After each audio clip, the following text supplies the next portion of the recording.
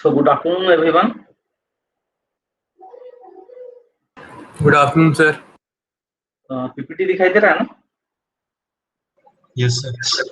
Okay. तो last class में हमने एएस के, एफएस के और बीपीएस के यानी कि एम्पलीट्यूड शिफ्ट कीइंग, फ्रीक्वेंसी और फेज शिफ्ट कीइंग, ये तीनों कवर हो चुका था। इसका हमने कंपैरिजन भी देख लिए थे और मैंने आपको बताया था कि नेक्स्ट क्लास से वी विल स्टार्ट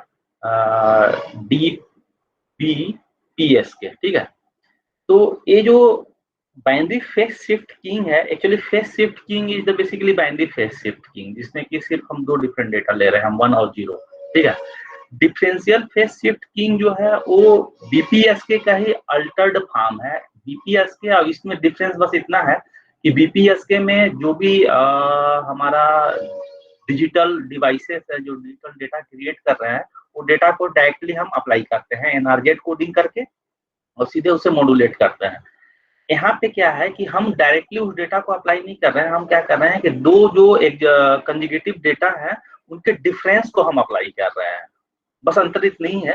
और ये डिफरेंस अप्लाई करने के कारण इसमें फायदा क्या होता है कि बैंडविड्थ के टर्म्स में हमें बेनिफिट मिल जाता है, क्योंकि हमारा रिक्वायरमेंट क्या रहता है कि जो चैनल है उसकी बैंडविड्थ मैक्सिमम होनी चाहिए और सिग्नल के बैंडविड्थ कम से कम होनी चाहिए। तो आप देखना इसके कंपेरिजन में बीपीएस के सिग्नल की जो बैंडविड्थ की रिक्वायरमेंट है, अगर वो 2 FB है तो डिफरेंशियल मतलब बीपीएस के केस में हमें सिर्फ FB होगा, यानी कि पहले वाला की तुलना में हम अपने बैंडविड्थ को हाफ से रिड्यूस कर दे रहे हैं। तो यही इसकी एक्स्ट्रा बेनिफिट है और मैंने जो बोला वही चीज है, तो इसी को एक बार ढंग से देख लेते हैं। DBPSK is an alternative form of BPSK where the binary data information is contained in the difference between the phases of two successive signaling element rather than the absolute phase। यानी जो हम लोग एब्सोल्यूट भेजते थे वो नहीं है, उसका डिफरेंस जा रहा है। तो आप देख सकते हो इसमें क्या है कि जो बाइनरी डेटा सीक्वेंस जो भी डिजिटल डिवाइसेस ने क्रिएट किया वो लेट्स से कि 1011 है, तो इसे हम क्या करेंगे कि एक बीट को हम क्रॉस कराएंगे और उस एक बीट को पर्टिकुलर टीबी डिले के बाद हम फिर से उससे आगे वाला बीट के साथ माइनस करेंगे। तो इस तरीके से एब्सोल्यूट डेटा नहीं जा रहा है, डिफरेंस डेटा आ रहा है और जो डिफरेंट डेटा आया उसे हम क्या करेंगे, non return zero line coding करेंगे, यानी कि वेब फॉर्म में कन्वर्ट करेंगे और उसके बाद उसे बैलेंस मॉड्यूलेटर में प्रोवाइड करेंगे। बैलेंस मॉड्यूलेटर में क्या होता है, जो ये डिफरेंस ऑफ इनपुट है उसका क्या होता है, मल्टीप्लिकेशन होगा कैरियर ऑस्किलेटर सिग्नल के साथ। कैरियर ऑस्किलेटर जो सिग्नल जनरेट करेगा कैरियर सिग्नल, यानी कि जो कैरियर सिग्नल है बेसिकली हायर फ्रीक्वेंसी वाली, वो ऑस्किलेटर हमें जनरेट करता है। इसलिए हम बोल रहे हैं कैरियर ऑस्किलेटर सिग्नल, यहाँ पे कैरियर सिग्नल जनरेट किया और एक कैरियर सिग्नल मल्टीप्लाई होगा किससे, जो दो कंजुगेटिव डेटा थे उनके डिफरेंस से होगा, यानी एब्सोल्यूट वैल्यू हम नहीं भेज रहा, जो आउटपुट आएगा वो differential binary phase shift keying होगा।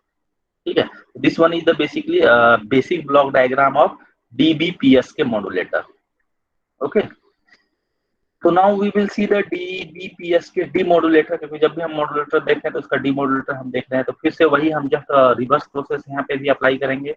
जो DPS के सिग्नल रिसीव हुआ है उसे हम बैंड पास फिल्टर से सबसे पहले क्रॉस करेंगे, ताकि नॉइस वाइस जो भी आउट ऑफ जिस बैंड है वो रिमूव हो जाए और पर्टिकुलर इस बैंड को हम कंसिडर करें, और इसे फिर से डिफरेंस क्रिएट किया जाता है आउटपुट को, इसे बैलेंस मॉड्यूलेटर में प्रोवाइड कराया जाता है। उसके बाद जो आउटपुट होता है वो डिसीजन डिवाइस में जाते हैं, जैसा कि पहले होते आया है। Decision device will help you to take the decision by comparing this coming value with the its present threshold level, और उसके बेस पे ये आउटपुट डिटेक्ट करेगा। तो ये फिर से सेम वही प्रोसेस है, यानी कि जितना भी आप मॉड्यूलेशन स्कीम देखना, सब मॉड्यूलेशन स्कीम मैं इसका पीपीटी आपको भेजूंगा, ये सारे ब्लॉक डायग्राम एक दूसरे से कनेक्टेड हैं, बस थोड़ा थोड़ा डिफरेंस होता है, ज्यादा डिफरेंस नहीं होता है। बस ये है कि इसी डिफरेंसेस को आपको ऑब्जर्व करना है। ओके, तो this one is the basically DBPS के डीमॉड्यूलेटर। तो अगर हम कंपैरिजन करेंगे इसका, जैसे मैंने बोला कि BPS के और DBPS के को कंपैरिजन करोगे तो वेरिएबल पैरामीटर तो दोनों में सेम है, फेस, क्योंकि ये बेसिकली जो बेसिक मॉड्यूलेशन स्कीम है PS के फेस शिफ्ट की, उसी का वेरिएंट है, 2 डिफरेंट वेरिएंट। तो maximum bandwidth you can see in case of BPS के signal having 2 FB, whereas in case of DBPS के it is a FB। इस तरीके से आप जो सिग्नल की बैंडविड्थ है उसको 50% रिड्यूस कर दे रहे हो। अगर सिग्नल की बैंडविड्थ को आपने 50% रिड्यूस कर दिया तो आपने डबल टाइम्स इसके इफिशियंसी को इंक्रीज कर दिया, क्योंकि लेट से पहले चैनल बैंडविड्थ 10 MB है और 2 FB के आप सिग्नल 2 FB है और 10 FB है और 2 FB का सिग्नल भेजोगे तो आपकी बिट पर सेकंड कितना हो जाएंगे, 5 हो जाएंगे, लेकिन इस केस में 10 हो जाएगा। तो इस तरीके से इफिशियंसी आप डबल कर पा रहे हो। प्रोबेबिलिटी ऑफ एरर की बात किया जाए तो बीपीएसके में कम होता है, लेकिन डीबीपीएसके में थोड़ा सा ज्यादा होता है बीपीएसके की तुलना में। तो ये थोड़ी सी इसकी डिसएडवांटेज है। तो अब it depends on the users कि what user needs, either they can bear with the error or either they can bear with the efficiency. Okay, so noise immunity की बात करें तो बीपीएसके की गुड है, डीबीपीएसके की बेटर है। बिट डिटेक्शन एट रिसीवर की बात करें तो based on single bit interval, based on 2 successive bit interval, यानी कि ये सीधे डिपेंड करता है कि जो आपने एब्सोल्यूट वैल्यू दिया 1, एक जो पर्टिकुलर एब्सोल्यूट वैल्यू दिया उस पर डिपेंड करता है, लेकिन यहाँ पे डायरेक्टली एक पे डिपेंड नहीं करता है, 2 सक्सेसिव जो इनपुट डेटा है उसके इंटरवल पे डिपेंड करता है। ओके, अगर सिंक्रोनस कैरियर एट डीमॉडुलेटर की बात करें तो बीपीएसके में सिंक्रोनाइजेशन के रिक्वायरमेंट है, डीबीपीएसके में ऐसा जरूरी नहीं है। सिस्टम कॉम्प्लेक्सिटी, सीधी सी बात है कि आप डिफरेंस करना जब चाहोगे टू एब्सोल्यूट वैल्यू को, ताकि कुछ एक्स्ट्रा पैरामीटर ऐड ऑन करना पड़ेगा, और जैसे ही आप कुछ एक्स्ट्रा पैरामीटर्स ऐड ऑन करोगे तो वो सिस्टम की कॉम्प्लेक्सिटी सीधी सी बात है इंक्रीज हो जाएगी। So that's why you can see in case of BPSK, system complexity is moderate, whereas in case of DBPSK it is high. यहाँ तक किसी कोई doubt Divyankar? No, sir. Okay. So let me move further. अब differential phase shift keying के बाद इसमें quadrature phase shift keying वाली concept आती है। क्वाड्रेचर फेज शिफ्ट कीइंग में क्या है कि अब इसकी जो फेस है उसको कई लेवल पे आप वेरी कराने का कोशिश करते हो। अभी तक फेस 2 ही लेवल पे वेरी हो रहा है, आप डिफरेंशियल फेज शिफ्टिंग की बात करो, बाइनरी फेज शिफ्टिंग की बात करो, लेकिन इसके आगे के पार्ट जो आएगी उसमें क्या है कि आप फेस को वेरी करा रहे हो। मतलब यहाँ पे आप फेस डायग्राम आप देखोगे कि 4 लेवल 16 लेवल कई आगे जाता है। इसमें जनरली 64 एक QAM स्कीम है जो कि आज के डेट में मोस्टली वाइडली यूज स्कीम है डिजिटल मॉड्यूलेशन, जो wireless communication, satellite communication, mobile communication में यूज होता है। Okay, so QPSK is an basically M array constant amplitude digital modulation scheme in which number of bits is 2 and number of signaling elements are 4। ठीक है, तो आप देख सकते हो क्वाड्रेचर फेज शिफ्ट कीइंग जो है इसमें आपने एक टाइम पे 2 डिफरेंट इनपुट आप प्रोवाइड कर रहे हो, ठीक है ना। तो डिफरेंट इसके सिग्नलिंग एलिमेंट 4 हो जाएंगे, जैसे कॉम्बिनेशन बनेंगे 0 0 0 1 1 0 1 1। तो 0 0 के केस में जो सिग्नल इनपुट सिग्नल होगा that will be the VC cos 2 pi FCT, मतलब सॉरी फेस को आप डिफरेंस कर रहे हो। तो जो जिस सिग्नल जिसके लिए फ्रीक्वेंसी से फेस का डिफरेंस होगा वो 0 0 के केस में FCT है, 0 1 के केस में प्लस π/2 है, और 1 0 के केस में माइनस π/2 है, और 1 1 के केस में सीधे 180 डिग्री से रोटेट हो रहा है। ठीक है,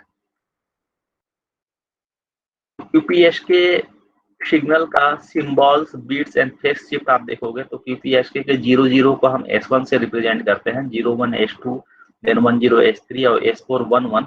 तो जो 0 0 है वो 0 डिग्री और 0 रेडियंस, यानी कि आप बोल सकते हो लाइन ऑफ फेस है, यानी जो सिग्नल आ रही है उसी के फेस में लाइन है। S2 वाले केस में आप देख सकते हो प्लस में 90 डिग्री मूव कर रहे हैं, S3 के केस में माइनस में 90 डिग्री मूव कर रहे हैं, और S4 के केस में 180 डिग्री की मूवमेंट हो रही है। तो इस तरीके से इनके कैस्टेलेशन डायग्राम बनता है जिसे बोलते हैं कैस्टेलेशन डायग्राम। ठीक है ना। इसी में अभी आप आगे और देखोगे जो 64 बिट का होता है, 64 बिट में तो वो खैर हालांकि आपके सिलेबस में नहीं है, एक QPSK तक है, और 64 बिट वाली 64M एरे QPSK वाली जो कॉन्सेप्ट आती है वो एडवांस डिजिटल कम्युनिकेशन में आता है, जो एमटेक लेवल पे पढ़ाया जाता है, और वही आज के डेट में मेनली यूज होता है।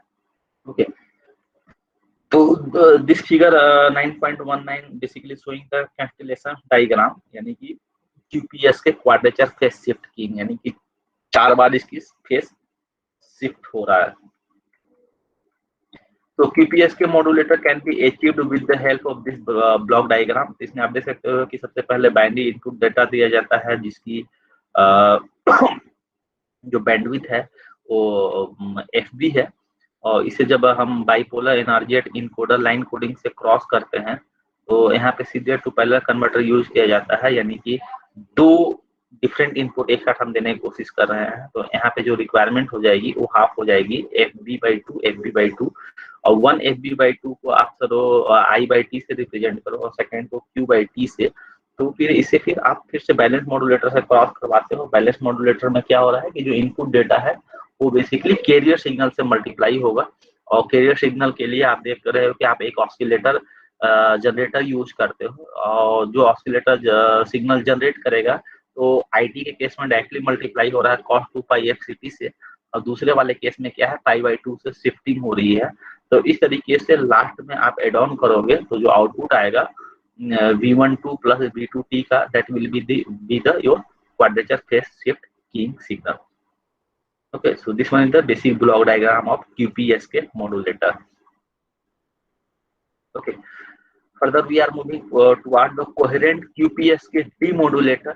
तो ये बात फिर वही है कि जैसे कि ट्रांसमीटर साइड से आपने QPSK सिग्नल सेंड किया, वो सिग्नल आपके चैनल में ट्रेवल करके रिसीवर साइड पे रिसीव हुआ।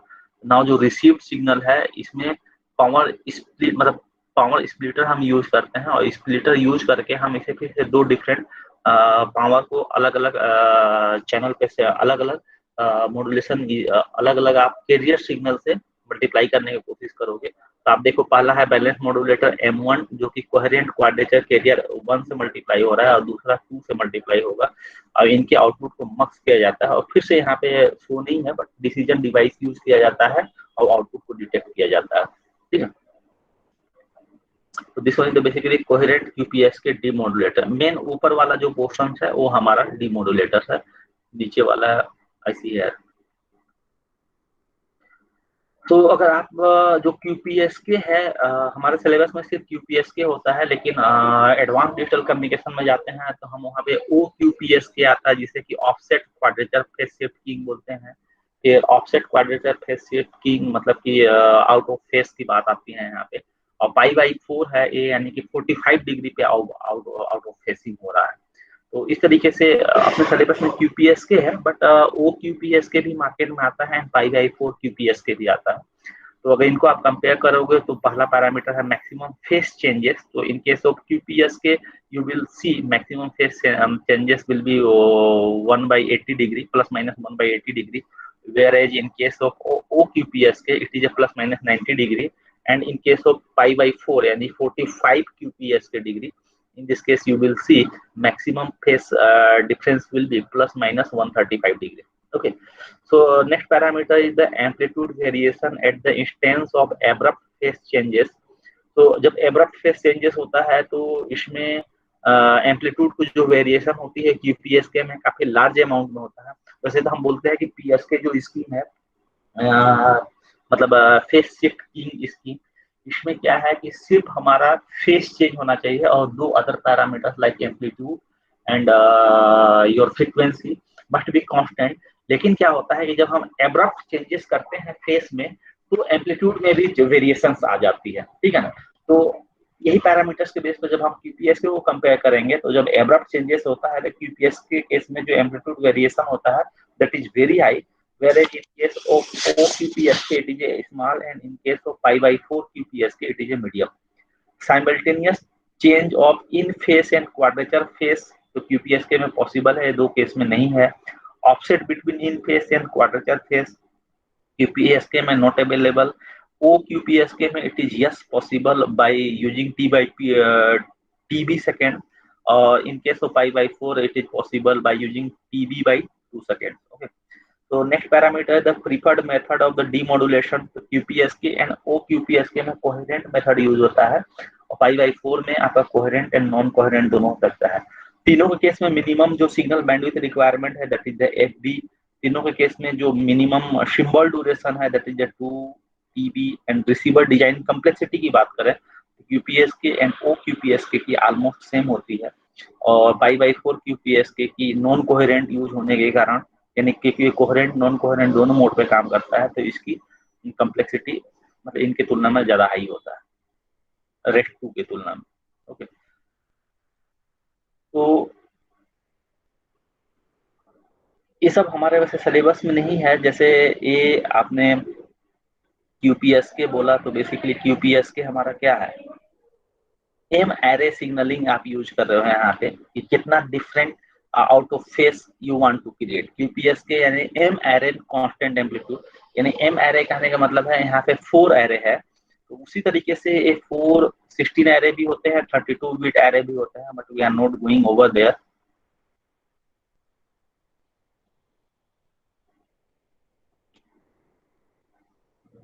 तो carrier synchronisation for coherent detection नहीं जा रहे हैं इसमें। इसमें भी वही क्या है कि आपने एम एरे PSK यूज करोगे। अब एम एरे जो है वो mth पावर पे डिवाइस होगा, mth पावर पे डिवाइड होगा। आप देख सकते हो कि फाइनली यहाँ पे जो एक ब्लॉक डायग्राम है, फ्रीक्वेंसी डिवाइडर बाई एम, यानी कि जितने भी एम एरे आप यूज करोगे तो हमारा फ्रीक्वेंसी उतने से डिवाइड हो जाएगा। जैसे पहले वाले केस में we were using 2 different symbol 1 0, ठीक है ना, और we are providing this 2 different symbol at a one time, either 0 0 0 1 1 0 और 1 1। इसी तरीके से आप इसमें 2/3 का केस ले सकते हो, 2/4 का केस ले सकते हो। तो जितना ज्यादा एम एरे पावर बढ़ते जाएगा उतने ही ज्यादा इसके कंस्टेलेशन जो डायग्राम है वो कॉम्प्लेक्स होते जाएगी। बट हम उसमें नहीं जा रहे हैं। M power loop carrier synchronisation, Costas loop carrier synchronisation उसी का फर्दर पार्ट है। ओके, तो again we are not going here. तो ये प्रैक्टिस क्वेश्चंस है ऑन ASK, FSK, PSK। ये आज मैं स्लाइड शेयर कर दूंगा, इस क्वेश्चन को सॉल्व करना है। अगर नहीं होगा तो आप बताना। ये अभी तक हमने जो पढ़ा है उसी टाइप से है, सिंपल है क्वेश्चन। ओके, तो M ary quadrature amplitude modulation, इसके मैथमेटिकल मॉडल पे हम नहीं जा रहे हैं क्योंकि सिर्फ हमारे सिलेबस में क्वाड्रेचर एम्पलीट्यूड मॉड्यूलेशन है, एम एरे नहीं है। तो हम क्वाड्रेचर एम्पलीट्यूड मॉड्यूलेशन को देखते हैं। बेसिकली ये जो मैं आपको बात कर रहा था कि जो कंस्टेलेशन डायग्राम होती है, जैसे ये basically 16 array quadrature amplitude modulation है। आज के डेट में वायरलेस कम्युनिकेशन के लिए 64 एरे यूज हो रहा है। 16 एरे यानी 2 to the power of 4, यानी we have a 4 different you can say that 4 binary means your input will be combination of 4 binary data, जैसे कि 4 टाइम 0 0 0 1। तो इस तरीके से 16 कम्बिनेशन बनता है। तो उसी तरीके से 64 एरे की कम्बिनेशन होती है, और जहाँ की total 6 binary data at a time provide किया जाता है। वो मोस्टली वायरलेस कम्युनिकेशन में यूज होता है, ठीक है। तो ये फिर आउट ऑफ सिलेबस है, we are not going here. we will see only its basic version. So basic version is the basically QAM, quadrature amplitude modulation.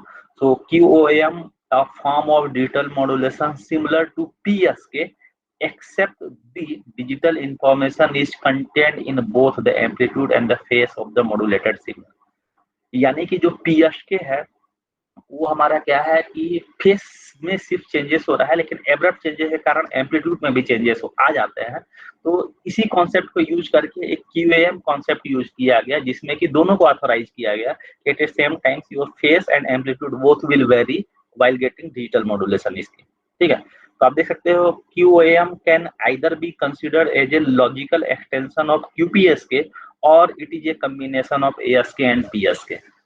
Logical extension of QPSK, why we are saying, because I already mentioned that when we abrupt changes is phase, then automatically along with the phase is its amplitude will get changed। तो amplitude ऐसे भी change हो जा रहा है तो हम इसको ऑथेंटिकेट ही कर देते हैं। तो इसीलिए हम बोल रहे हैं कि QAM can either be considered as a logical extension of QPSK, और आप ये बोल सकते हो कि this one is the combined form of ASK and PSK। So QAM is an efficient way to achieve high data rate with a narrow band channel by increasing the number of bits per symbol and uses a combination of amplitude and phase modulation। यहाँ तक किसी कोई doubt? Divyankar? No sir, no sir. Simple चीजें बड़ा simple है। मैं आज इसका आपको स्लाइड शेयर करूंगा, ये वाली पोर्शन आज कंप्लीट हो जाएगी। तो आप एक बार देखना, अगर कोई डाउट होगा you may ask any time. Okay,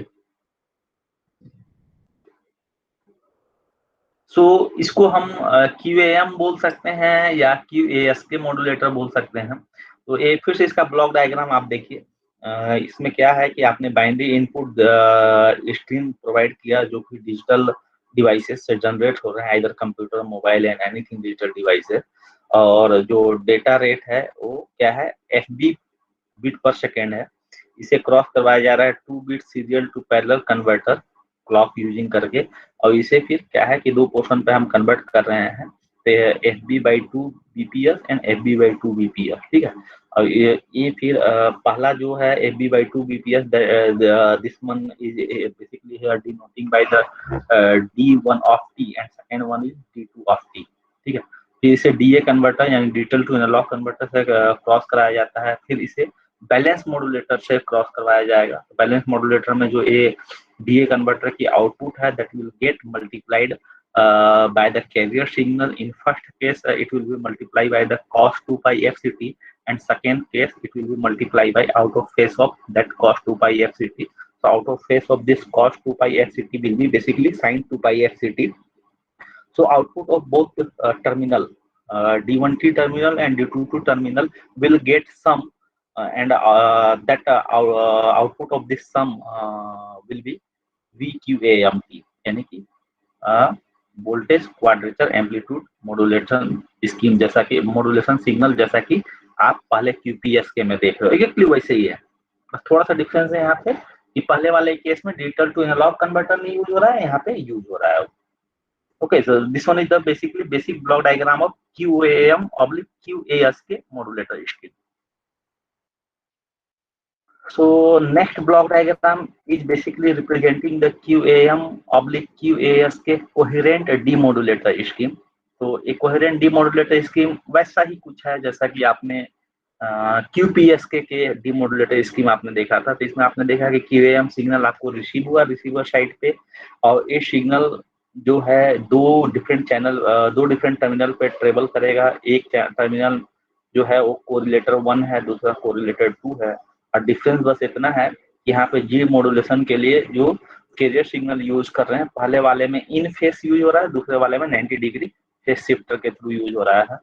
और at the end again you will get your output. Okay, just same है पहले जैसा ही। This one is the QAM coherent demodulator. Okay, इसके बाद ये आपके सिलेबस में नहीं है MSK, लेकिन ये थोड़ा हम लोग देख लेते हैं। Minimum shift keying. तो MSK is a special case of binary continuous phases frequency shift keying modulation technique in which the changes in carrier frequency from symbol 0 to 1, यानी 0 to symbol 1 और vice versa is exactly equal to 1/2 the bit rate of input data signal. तो इसको mathematically ऐसे represent किया जाता है √2 EB/TB cos 2 pi F1T plus phi 0। Okay, और जब भी हम सिंबल 1 से सिंबल 0 या 0 से 1 में मूव करते हैं तो exactly 1/2 of the bit rate of the input data signal होता है। फिर इसी में MSK में एक इसका स्पेशल वर्जन आता है। हम इसके बिल्कुल डेप्थ में नहीं जा रहे हैं क्योंकि ये आउट ऑफ सिलेबस है हमारा, बट बड़ा आज के डेट में एडवांस डिजिटल कम्युनिकेशन के अंदर ये टॉपिक आती है। और आज के डेट में रियल एप्लीकेशन इसका बहुत है मार्केट में सबका। Gaussian minimum shift keying है, that is the again special case of MSK. Okay, so this one is the special case of MSK in which a Gaussian filter is used to reduce the bandwidth of the baseband signal before it is applied to the MSK modulator. क्योंकि मैं आपको बार बार बोल रहा हूँ शुरू से, पूरा digital modulation scheme में हम जो भी टेक्निक पढ़ रहे हैं, हमारा दो ही टारगेट है। एक टारगेट है कि किसी तरीके से हम सिग्नल के बैंडविड्थ को रिड्यूस कर दें। सिग्नल के बैंडविड्थ रिड्यूस हो जाएगा तो ऑटोमेटिक डेटा रेट बढ़ जाएंगे। तो एक तो है हाई एफिशिएंसी को अचीव करना by using reducing the signal bandwidth. Second जो पॉइंट है वो बिट एरर रेट को रिड्यूस करने का टास्क है, किसी तरीके से एरर रेट को हम रिड्यूस कर दें। अब जो भी टेक्निक है, कुछ टेक्निक जो है दोनों टास्क को अचीव कर रहा है, कोई टेक्निक पर्टिकुलर एक टास्क को अचीव कर रहा है, लेकिन सभी टेक्निक आज की डेट में यूजफुल है। Depends on the users requirement, users का क्या रिक्वायरमेंट है, क्योंकि लेकर कहीं ना कहीं बात पैसे पे आती है, कॉस्ट पे आती है। कि एक जो नॉर्मल यूजर्स है वो हाई लेवल के मॉड्यूलेशन स्कीम को यूज करने में उसको ज्यादा पे करना पड़ेगा, तो कहीं ना कहीं कंप्रोमाइज कर देता है अपने आप, ठीक है। So you can see Gaussian minimum shift keying यानी GMSK is the special case of minimum shift keying, in which minimum shift keying is a special case of frequency shift keying. Okay, FSK.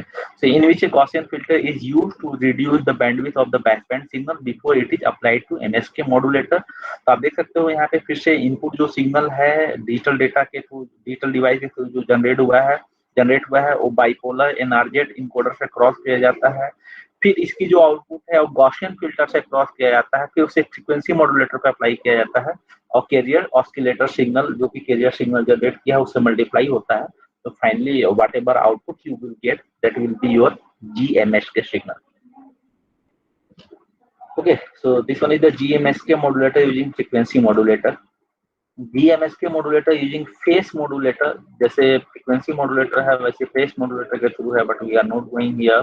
ये पहले जैसा कुछ है, थोड़ा सा अलग है. GMSK demodulator स्कीम फर्दर आती है इसमें. Okay, so performance analysis of digital modulation scheme, अगर बिट एरर के सेंस में हम बात करें तो आप देख लो डायग्राम में non coherent binary FSK, coherent binary FSK and DPSK तीन सिंबल हैं, और नीचे वाले में coherent binary PSK, coherent QPSK and coherent MSK.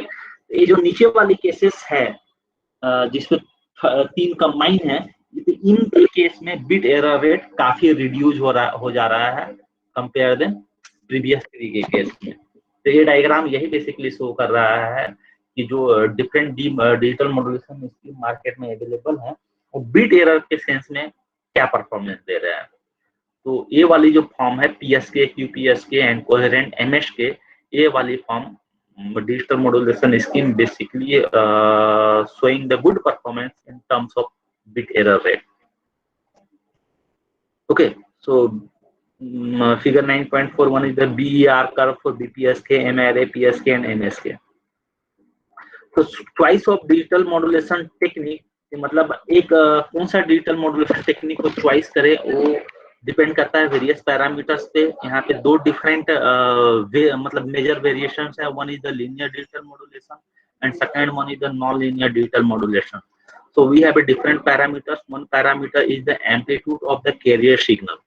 So linear digital modulation के केस में you will see this amplitude of the carrier signal varies linearly with the modulating digital information data, whereas in case of the non-linear digital modulation remains constant regardless of the variation in the modulating digital information data. Okay, envelope of modulated signal के terms में अगर आप compare करोगे तो linear digital modulation scheme do not have a constant envelope, whereas non-linear having the constant envelope. Bandwidth और spectral efficiency के term में बात करोगे, जो PSD हम लोग बात कर रहे थे, पावर स्पेक्ट्रल डेंसिटी, तो linear digital modulation is showing good performance, whereas non linear is showing poor performance in terms of cost and power. Type of RF amplifier used, तो linear digital modulation uses linear RF amplifier and whereas non linear uses special class C RF amplifier. तो power efficiency बोला जाए तो poor power efficiency due to use of linear RF amplifier, और non linear में अच्छा power efficiency है. क्यों? क्योंकि उसमें आप class C RF amplifier use कर रहे हो. आपने एनालॉग कम्युनिकेशन में, सॉरी एनालॉग कम्युनिकेशन में नहीं, एनालॉग इलेक्ट्रॉनिक्स या जो लीनियर इंटीग्रेटेड जो सर्किट होती है LIC, उस सब्जेक्ट में आप पढ़े होंगे डिफरेंट पावर एम्पलीफायर यूज होता है. Class A, class B, class C, class AB, like that. तो इसी में नेक्स्ट पैरामीटर है effect of using non linear RF amplifier. So in case of linear digital modulation, if power efficient non linear RF amplifier are used, filtered side lobes are regenerated which cause severe adjacent channel interference. तो दूसरे case में uses power efficient non linear RF amplifier resulting in low out of band radiation on the order of -60 dB to -70 dB. Receiver design की बात करें तो linear digital modulation की complex है, इसकी सिंपल है compare than this one. Noise immunity की बात करें तो not very high, but non-linear digital modulation provides high immunity against random FM noise and signal fluctuation due to the Rayleigh fading. Okay, next parameter is basically error performance. So for linear digital modulation scheme provide poor due to its sensitivity to timing jitters, whereas in case of non-linear digital it is acceptable level of error performance. Example देखा जाए तो linear digital modulation के example जो है वो pulse शेफ्ट क्यूपीएस के, ओ क्यूपीएस के, D क्यूपीएस के, इसमें एक differential quadrature phase shift keying भी आती है पाई बाई 4 क्यूपीएस के। और नॉन लीनियर डिजिटल मॉड्यूलेशन में आपका आता है binary frequency shift keying MSK, GMSK. Application देखा जाए तो linear digital modulation uses in high capacity wireless communication system such as CDMA, जो है कोड डिवीजन मल्टीपल एक्सेस। आपने कुछ समय पहले आपने देखा होगा, अभी जीएसएम मोबाइल बहुत ज्यादा चल रहा है, कुछ समय पहले सीडीएमए मोबाइल बहुत चला करता था। CDMA mobile second world war में भी बहुत ज्यादा अमाउंट में यूज हुआ था कम्युनिकेशन का पर्पज से। तो ठीक है, तो जो लिनियर डिजिटल मॉड्यूलेशन स्कीम है उसकी एप्लीकेशन इन फील्ड में है, वायरलेस कम्युनिकेशन में है, जैसे CDMA, cellular and satellite communication. और नॉन लिनियर डिजिटल मॉड्यूलेशन वाली जो स्कीम है उसका use cellular communication system such as GSM, जो आज के डेट में हम लोग मोबाइल कम्युनिकेशन यूज करते हैं, global system for mobile communication, उसमें एप्लीकेशन है। Performance comparison of digital modulation technique. Digital modulation technique का स्पेक्ट्रल इफिशियंसी और रिक्वायर्ड एसएनआर के सेंस में बात करें तो बीपीएस के इज 1 बिट पर सेकंड पर हर्ट्ज और रिक्वायर्ड एसएनआर 11.1 डीबी। इसी तरीके से क्यूपीएस के 2 and 14 dB, 16 PS के 4 BPS के and 26 dB, 2 MS के मिनिमम शिफ्ट कीइंग 1 Mbps पर हर्ट्ज और 10.6 dB, 4 MS के केस में 2 BPS पर हर्ट्ज एंड 13.8 dB। ओके, तो spectral efficiency of digital modulation system further बात करें तो 5/4 QPS के, 5/4 QPS के, GMS के, तो चैनल बैंडविड्थ आप देख सकते हो, डेटा रेट दिया हुआ है, स्पेक्ट्रल इफिशियंसी है एंड एप्लीकेशंस है। एप्लीकेशन जैसे पहले वाला के केस में USDC basically stand for United state of digital cellular, GDC Japan digital cellular, GSM you know as we use in India, global system for mobile communication. CT2 is basically codeless telecommunication system, and DECT stand for direct enhanced code telecommunication. Direct नहीं sorry digital enhance cordless telecommunication भी बोलते हैं, और direct enhance cordless telecommunication बोलते हैं। Digital भी और direct दोनों टर्म यूज होता है। तो एप्लीकेशन देखा जाए डिजिटल मॉड्यूलेशन का तो एफएसके का यूज करते हैं हम पेजिंग सर्विसेज के लिए और कोडलेस टेलीफोन के लिए। Binary phase shift keying are basically used for the telemetry applications. Quadrature वाली जो पोर्शन है वो क्वाटरनरी भी बोलते हैं या क्वाड्रेचर भी बोलते हैं, इसको दोनों बोलते हैं। ये बेसिकली आप देख सकते हो cellular telephone, satellite communication, digital video broadcasting के लिए यूज होता है। ऑक्टल फेज शिफ्ट कीइंग जो है वो सैटेलाइट कम्युनिकेशन में स्पेशली यूज होता है। 16 और 32 level quadrature amplitude modulation, 16 QAM और 32 QAM are basically use for the microwave digital radio link, digital video broadcasting. Okay, 64 level quadrature amplitude आप देख सकते हो कि ये digital video broadcasting. Setup boxes जो आज के डेट में टीवी में जो हम लोग सेटअप बॉक्सेस यूज करते हैं उसमें यूज होता है MMDS है। मिनिमम शिफ्ट कीइंग आपके सेलुलर टेलीफोनी डिवाइस में यूज होता है। ओके, तो इस तरीके से digital communication digital modulation scheme यहाँ पे खत्म होता है। इसकी एक्चुअली मैं आज देख रहा था तो आपके सिलेबस में बस यहीं तक है, लाइन कोडिंग नहीं है, लेकिन हम लोग लाइन कोडिंग में 1 या 2 क्लासेस लेंगे। और वो भी बड़ा इंपॉर्टेंट पॉइंट्स है कि जो भी हम ये डिजिटल मॉड्यूलेशन स्कीम में जो हम इनपुट डेटा प्रोवाइड करते हैं उससे आपने देखना कि एनआरजेड यूनिपोलर या bipolar NRZ not return to zero waveform में रिप्रेजेंट करने की कोशिश करते हैं। तो इसको छोड़कर और क्या क्या वेब फॉर्म्स अवेलेबल है मार्केट में, we will see that one also.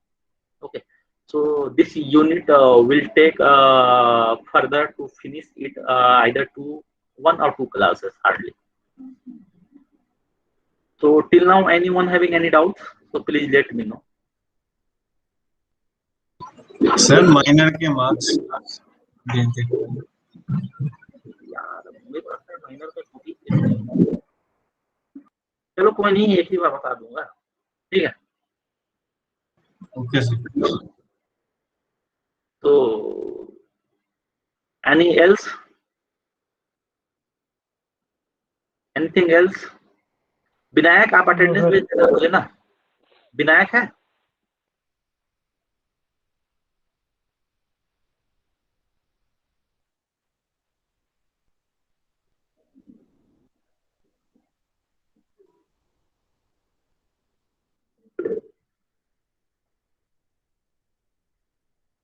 So have a night all of you.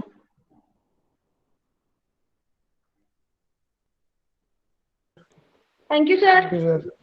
आपको ऐसे मैसेज ड्रॉप करने की जरूरत नहीं है अपने अटेंडेंस का।